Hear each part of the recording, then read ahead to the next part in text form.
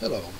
I want to discuss briefly here the codec settings in Eclipse and where they are found, and discuss a few things about them that some of you may not be aware of or may not have thought about.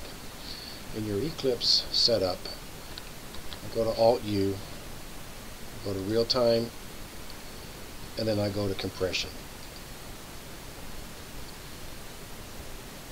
I'm going to just choose this microphone for right now because what I'm trying to get to is this compression setting, and since I plugged in my headset to be able to do this video, that's why I had a drop down of two choices. Normally I don't have that option when I press the compression because I've got something else plugged in. But once you get here, this is where you have the ability to choose your codec. I'm in version 6, and version 5 and probably version 4 are going to be very similar to this screen and how you get there. But you can see here I've got format chosen is Speaks, and right now this is what I currently use, the 24.6 kilobit per second, 8.0 kilohertz mono Q10, 3 kilobytes a second. Now if I click that drop down window, you can see I have several options to choose from. We have found that this one is the best one for the most part for the Eclipse setting, and I believe Keith Vincent discovered this initially, and it works good.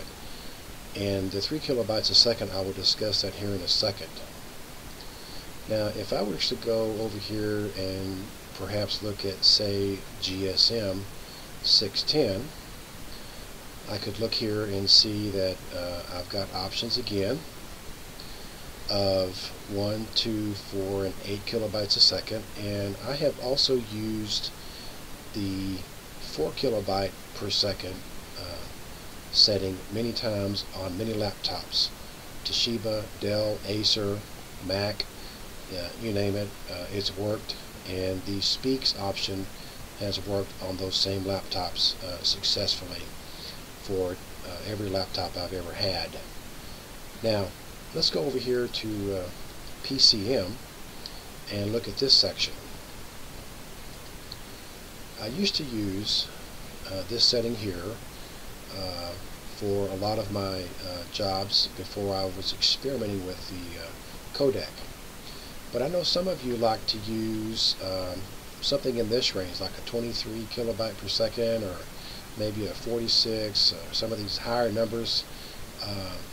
And what I want to suggest is that you try to go down to a lower kilobyte per second and see if your audio is that much different.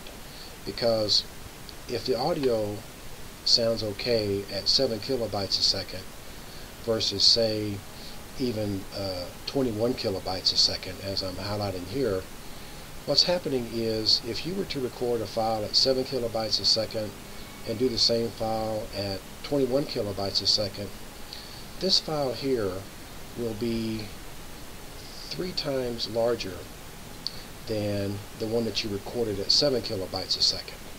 Now if you were to use a Speaks recording at 3 kilobytes a second,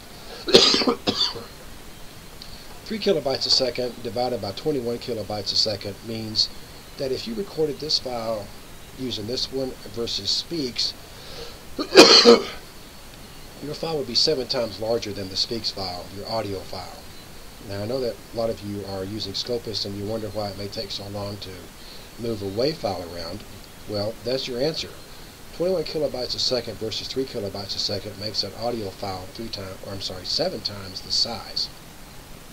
So that's why I'm suggesting you might want to do some experimenting with the options to see what works best for you, and see if you really need to have the